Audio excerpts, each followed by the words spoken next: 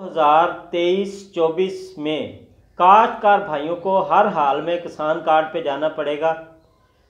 ज़राए के मुताबिक आइंदा साल तमाम तर सब्सिडी जो है वो किसान कार्ड पे ट्रांसफ़र कर दी जाएगी। आने वाले दिनों में किसान कार्ड के बहुत सारे फ़ायदे जो किसानों को अभी तक नहीं मालूम, और कुछ किसान तो अभी तक अपना कार्ड उठाने के लिए अपने ज़राअत ऑफिस में नहीं गए, उन्होंने राब्ता नहीं किया। बहुत सारे किसानों ने कार्ड अप्लाई किए हुए थे, उनके घर पे नहीं पहुंचे, तो उनको अपने ज़राअत ऑफिस में जाना चाहिए था। लेकिन ज़्यादातर किसान ऐसे हैं कि जिन्होंने अपना कार्ड वहां से कलेक्ट ही नहीं किया।